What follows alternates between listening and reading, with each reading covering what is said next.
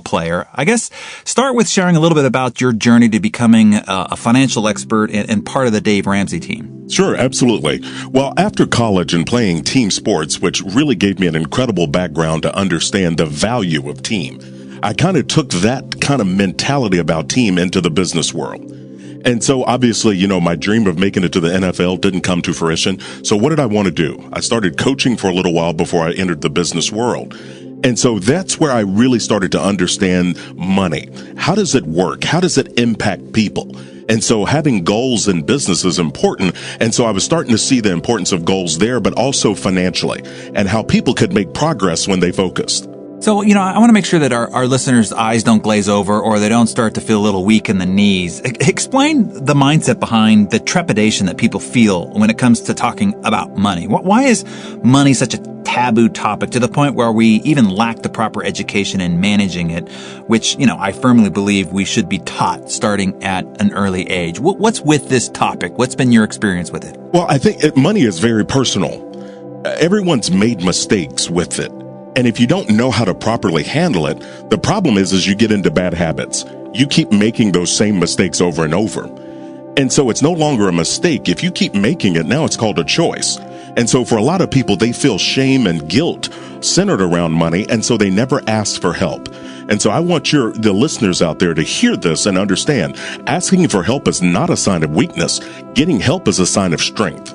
So, obviously money is an emotional topic for people. So explain how we can start that dividing line to begin with. How we can separate our emotions from our money so that we can start making the necessary financial decisions without our emotions getting in the way and making us act, as you mentioned, stupid. Well, you're absolutely right. Money is a very emotional topic.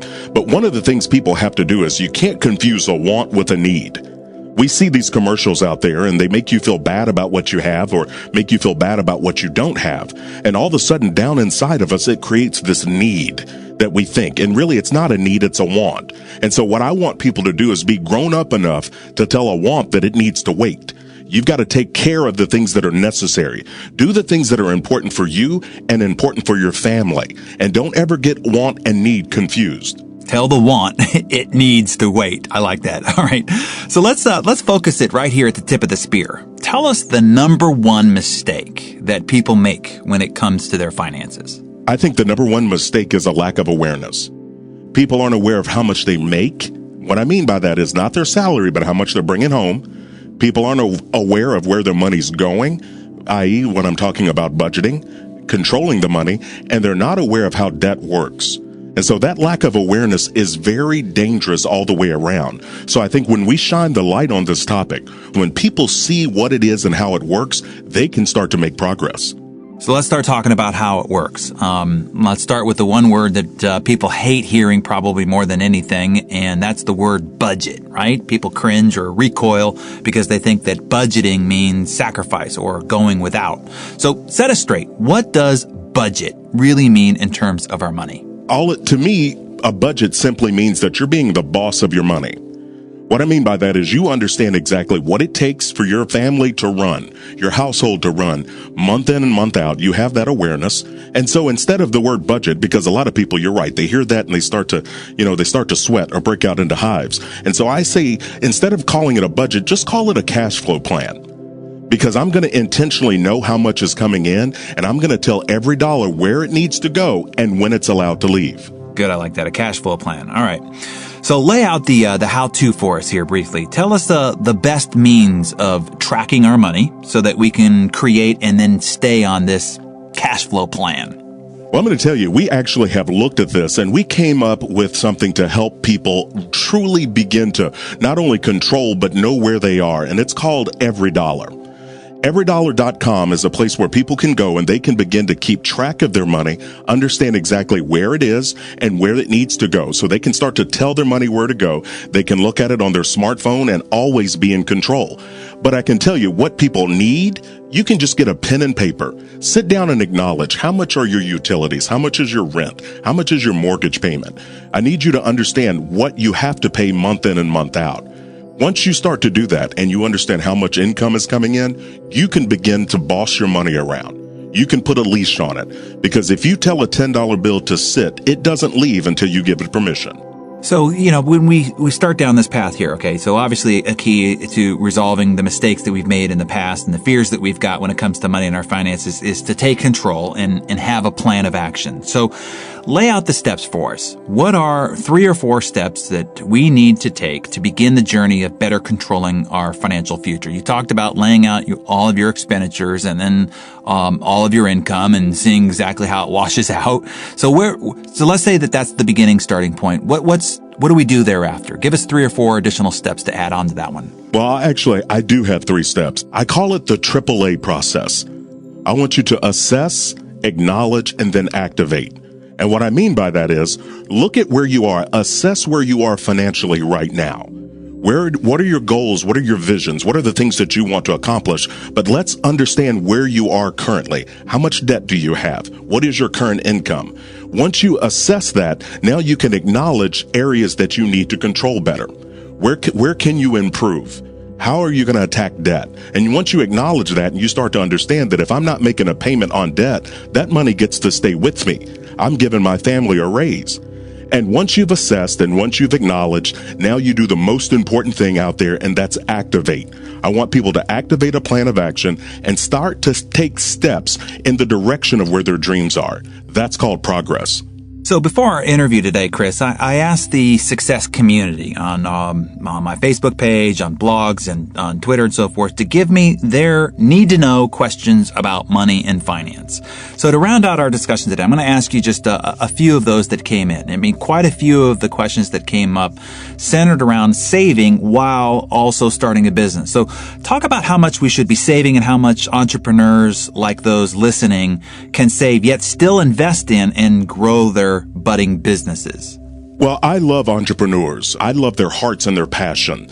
And so what I would tell people that if you're trying to grow your business, what I want you to do is make your dream business your current part-time job.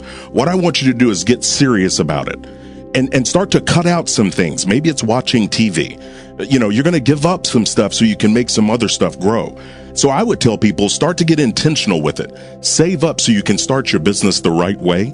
There are so many misnomers out there about how much people have to start a business. And so people can start that without money down. They can start to do things the right way by understanding how their business works and where their opportunities are. Be serious about it. Do a business plan. Know your competition. Know where your opportunities are, and then get started.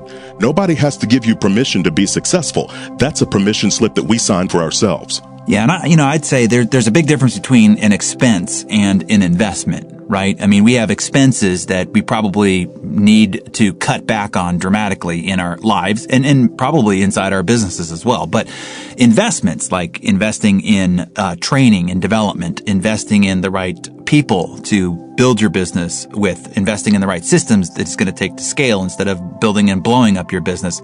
Big difference between expenses and investment. So, the formula I'd suggest is reduce your expenses as much as possible and increase your investments as much as possible while staying into your cash flow or slash, budget as we talked about before. I'm going to ask you this question. How much of making money is a mindset versus an action was the question. I mean, obviously it's a combination of both, but which one has the greatest impact in your view, and how can we strike a balance between them to raise our money IQ? That's a great question. I think we've all made mistakes not understanding how money works. So I think there is definitely an aspect of the head knowledge, the understanding things. But then we also learn from our mistakes. And so what I would tell people is that, and my answer to this is, if you're trying to make money and be successful with money, then it's going to be 20% head knowledge, but it's 80% behavior. It's our actions. It's being able to control ourselves. Like I was talking about earlier, understanding the difference between a want and a need, and then not allowing that want to push you off your game plan.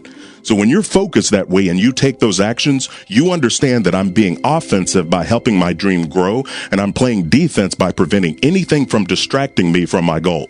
Well, let's do a little more defense here then. Another great question here is, what are some of the common debt traps that people get themselves into? And then how do you recommend people get themselves out of the ones that you've identified?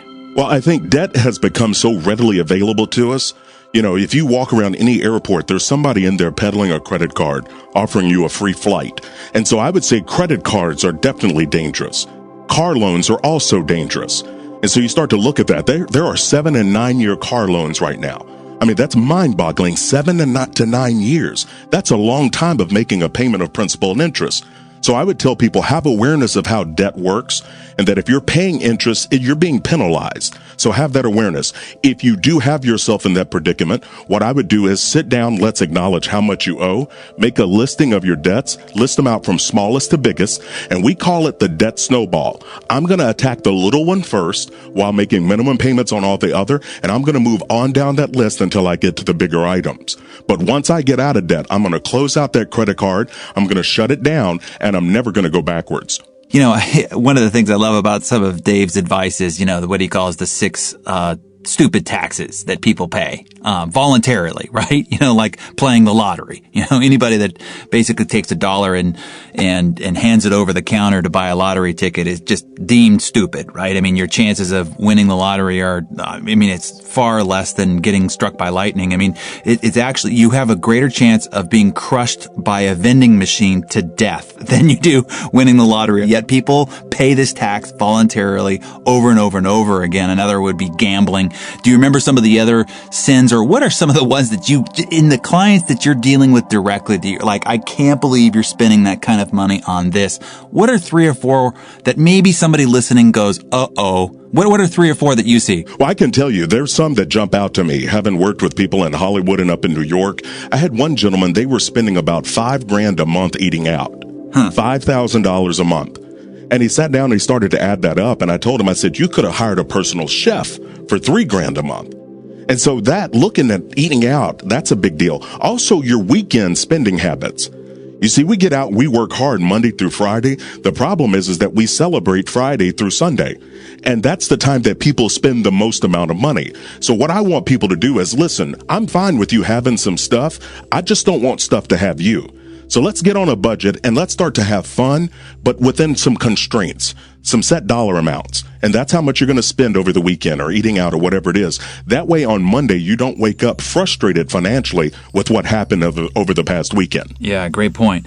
Now, this question I know speaks to certainly your strength zone, and that is retirement. Obviously we don't want to have to work forever because we have to. We want to work forever because we absolutely love to. But what are your best recommendations for retirement investing strategies? Any ideas beyond the convention of, mutual funds and the rest of the snore stuff out there? Well, I can tell you this. There are many options out there for investing. And one of the most important things is for people to understand their risk tolerance. What is their expectation? How much risk are they willing to take? And what is their time frame that they're saving toward? One of the things that I know is that in retirement, it's not an age, it's a financial number. And so I want more people in 40s and their 50s walking around living their dream, starting their dream business, or maybe they're doing what they're doing right now. But I want people to have that option. So understand the investing. If you don't understand what the option is or what the investment professional is telling you, then don't do it. Don't do anything you don't understand, because it's your money. It's the money that you're trying to work to provide for your family and to leave a legacy behind to your kids and your grandkids. So you need to understand it, understand how it works, and what are the potential risks associated with that investment. Yeah, if I could just share my own personal philosophy, I have a high risk tolerance when it comes to betting on myself, whether it be an entrepreneurial endeavor, a business proposition that I am fully capable of leading and driving and being the one shouldering the burden of whether it's successful or not. But I have a really low risk tolerance when it comes to the money I've already collected. My investment side is low risk. My earning side is high risk. And your advice of, if you don't understand it, you shouldn't be doing it, because that's really the bottom line. If you don't understand the investment vehicle or what it is that your financial advisor is buying, it's probably not a good idea for you to be doing it. And the last bit of this, Warren Buffett's rule of never lose money, right? I mean, once you have earned the money, paid the tax man, paid all the expenses, paid the employees, paid the partners, and you've got money, never lose that. And so if it's possible for you to hand it over to someone or to some investment that you don't understand, and it's possible for you to lose money, not a good strategy. So it's so important for people to understand, like I said, where they are in life, where they are financially, where they are in their proper income earning years, and then have a strategy overall. Understand that when you hire an investment professional, you're not hiring someone to tell you what to do. You want to think of your money like you're the team owner. You're looking to hire a general manager when you hire an investment professional. You want someone that can help you achieve the goals that you set out to achieve. But we can't toss them the keys to your dreams. Good. So you have to keep responsibility for that. You've got to own it, and you've got to make sure you're managing it properly. Yeah, good advice. All right. So here's a question I really love. Give us some tips for getting children started on the right path with money. I mean, so many of us didn't have money role models growing up, and we want to change that with the next generation. So where do we start? What's your advice? I think one of the most important things you could do with a kid is to sit down and talk with them. You know, they're so impressionable. They're like clay. We can mold them, but we have to spend the time helping them understand it. And so one of the things that we teach people to do out there with their kids is to understand that there are three categories, three things you do with money. You give, you save, and you spend. And so for the three Hogan boys, they understand whenever they earn commission. Now, hear me when I said that. We do commission. I don't give out allowance. When the boys do their chores, when they do the things on their list, they get paid if they work. If they don't work, they don't get paid. So I'm teaching them something there as well. But when they understand those three categories, now they can start to understand this is what I do with money. And I think that's a great way to give them some great habits. There's also a book out that Dave and his daughter Rachel Cruz did called Smart Money, Smart Kids. And so if people out there want more information on how to raise their kids right and understanding money, that's a book that they can grab. I like that. Commission instead of an allowance. That's great. I mean, that's earned versus entitled. I like that. That's exactly right. Yeah, I like that little switch. And now, do they have an unlimited upside, or do you cap it out? I mean, how does this work, boss? Well, they have with our kids, they understand they're going to get paid based on their chore and what they're doing. And, you know, they obviously, that's those same habits. They understand that there's obviously a cap. I mean, we're not trying to, entitle them to anything. I want them to earn. But as they perform, things can grow. Like I've done some bonuses for things when they're doing things well with the right spirit. But at the same time, those habits of give, save, and spend, even when they get birthday money in or money in for Christmas, they still automatically fall into those three categories. And they've got their three little envelopes.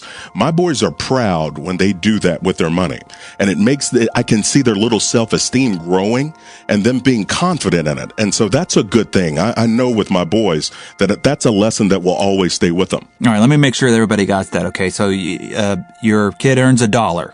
What do they do with the dollar, and what are the three envelopes again? Yeah, so they sit down. The three envelopes are give, save, and spend. Okay. And so let's say, for example, if they had gotten $3, well, they'd put $1 in each of those three envelopes. So it's 33% regardless of the amount, like if it's $100 or $10. Absolutely. Okay. Yeah, and you can help them with that, but it's easy for my kids to do the math. They know if they want to go out and buy something, they've got money saved up in their spend envelope, but they know that they don't touch the give and they don't touch the save. And so that's the envelope that they take out with them if we go to the store and permit them to buy something.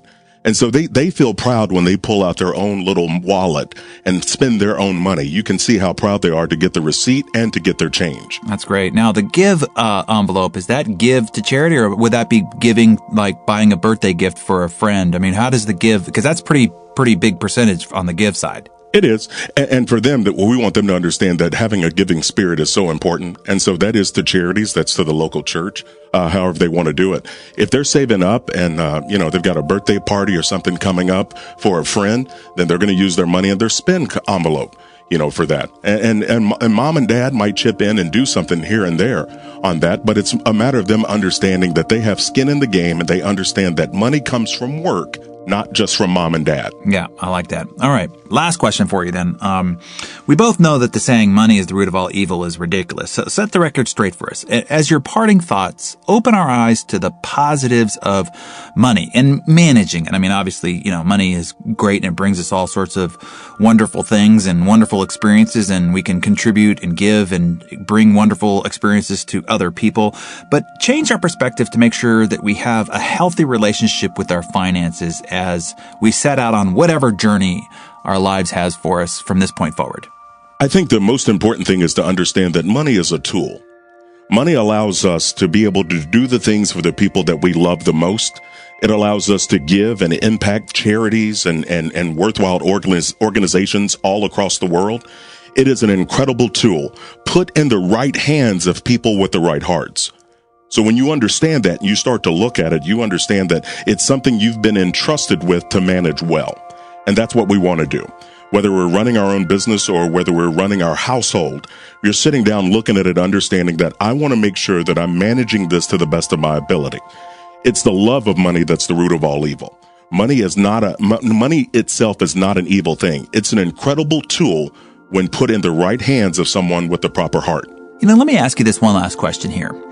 What is a question that you wish people would ask you, because it's really the most important question to draw out the best piece of advice that you could offer somebody? And it's rarely asked, but it is probably the most important question that somebody could ask you.